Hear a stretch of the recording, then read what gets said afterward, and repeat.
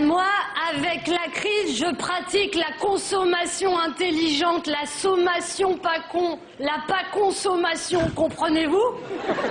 Par exemple, avant d'acheter un produit, je me demande est-ce que j'en ai vraiment besoin ou est-ce que j'en ai juste envie ou est-ce qu'on m'a fait croire que j'en avais besoin et envie? Mais ça fait des économies parce que le temps que tu réfléchisses, la date limite de consommation est dépassée. Et moi, l'autre jour, il y avait mon neveu qui braillait « Je veux un jeu vidéo, je veux... » J'ai dit « Est-ce que t'en as besoin ou est-ce que t'en as juste envie ou est-ce qu'on t'a fait croire que t'en avais besoin et envie ?» Bah, le temps qu'ils comprennent la question, on était déjà sortis du magasin.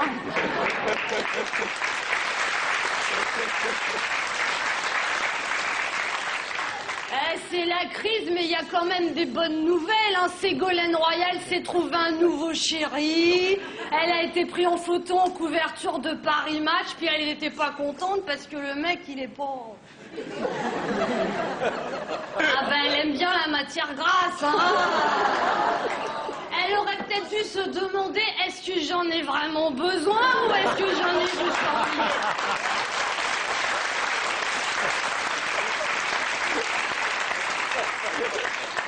C'est la crise, mais il y a quand même des gens qui ont retrouvé du boulot. Regardez, Gilbert Montagnier et David Douillet, ils sont rentrés à la direction de l'UMP. C'est devenu la ferme célébrité.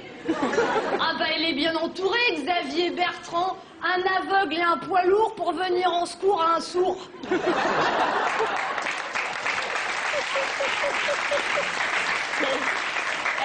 Il paraît que maintenant, quand t'adhères à l'UMP, on t'offre un CD de Gilbert Montagnier, puis si t'es pas d'accord, ils appellent David Douillet. Non mais des recrues pareilles, Sarkozy en avait peut-être envie, mais je sais pas s'il en avait vraiment besoin.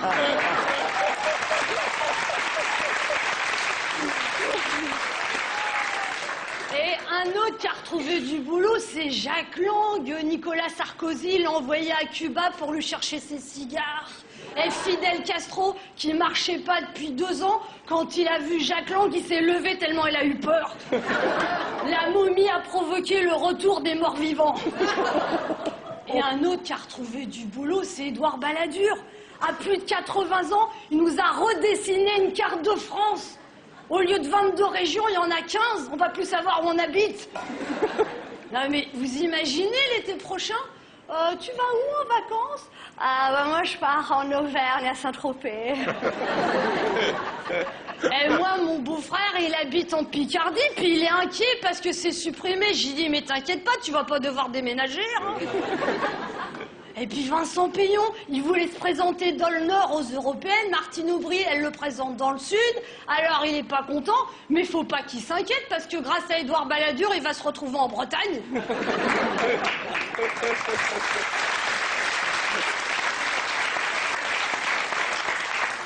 Là, mais moi je dis que c'est bien de réformer les régions, mais est-ce que c'est vraiment le moment? Quand t'as un bateau qui coule, est-ce que c'est le moment de redécorer les cabines? Non, parce que c'est vrai que les réformes, on en a vraiment besoin, mais on n'en a jamais envie. On ne nous dit pas tout. Non, il y a des bonnes nouvelles.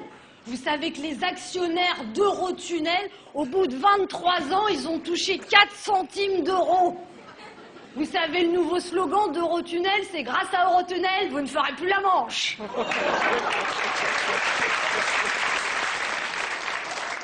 Non, mais c'est la crise, alors il y a l'explosion de la dette publique. D'après François Fillon, chaque Français doit 22 000 euros. Et mon beau-frère, il était paniqué. Il me dit, mais à qui qu'on doit cet argent, puis quand qu'on doit le rendre?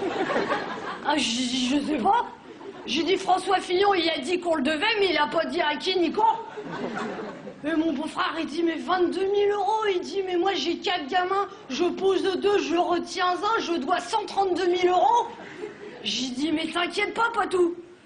Là, parce qu'il s'appelle Patrick, mais on dit Patou. Non, c'est pas, ne nous dis pas tout, hein. On dit Patou. J'ai dit, t'inquiète pas, Patou. J'ai dit, 132 000 euros sur 10 ans, ça fait 132 euros par mois, mais sur 100 ans, ça fait 13,20 €. Puis sur 1000 ans, ça fait seulement 1,32 €. Ah, il dit, ah oui, mais si je paye en liquide, tu crois qu'ils me font sauter la TVA?